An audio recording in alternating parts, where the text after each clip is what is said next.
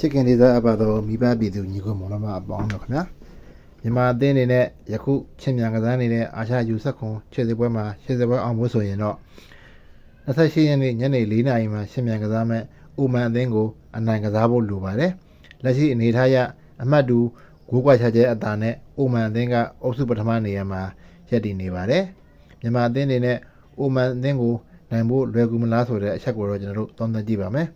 ရှစ်ဆန်းပိုင်းရကြည့်မယ်ဆိုရင်သိမကွာချပေမဲ့အိုမန်အသင်းကအရှိလေပိုင်းအသင်းပြီးမြန်မာအသင်းထက်တန်းခိုင်မှုအရက်မောင်းလျင်မြန်မှုနဲ့ဒီသစ်ပိုင်းမှာတော့အနှဲငယ်အားသာချက်ရှိပါတယ်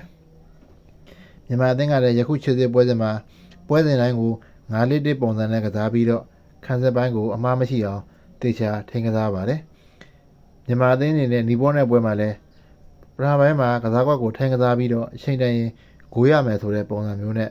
ကစားပါတယ်မြန်မာအသင်းအနေနဲ့ဂိုးရဖို့ထက်အမှားမလုံးမိအောင်ဆိုတဲ့ပုံစံနဲ့သာကစားပါတယ်အခုလာမဲ့အိုမန်အသင်းနဲ့ပွဲမှာလည်း9-1နဲ့ပဲပေါ်ထက်လာဖို့ရှိပါတယ်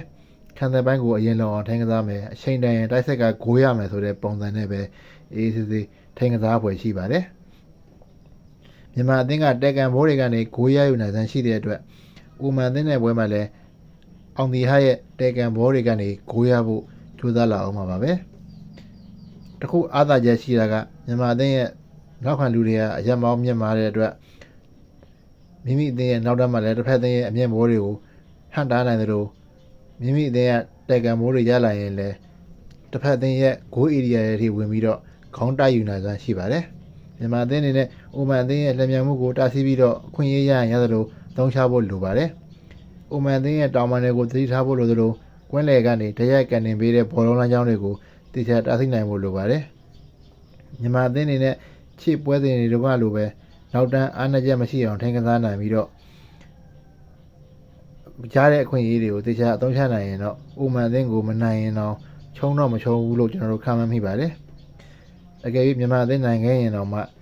ကတ်နိုင်တဲ့ရလဒ်မျိုးပဲဖြစ်နိုင်ပါတယ်ဟုတ်ကဲ့အစောနေ့ကြည့်ရှုပေးရတဲ့ကျေးဇူးတင်ပါတယ်ခင်ဗျာကျွန်တော်ရဲ့ Forward မြန်မာ Football Channel လေးကိုလည်း Subscribe မလုပ်ရသေးလောက်ခပေးပါအောင်ခင်ဗျာယခုဗီဒီယိုလေးကိုလည်းတက်တဲ့ဆိုပါက Like and Share လေးလုပ်ခဲ့ပေးပါအောင်ခင်ဗျာ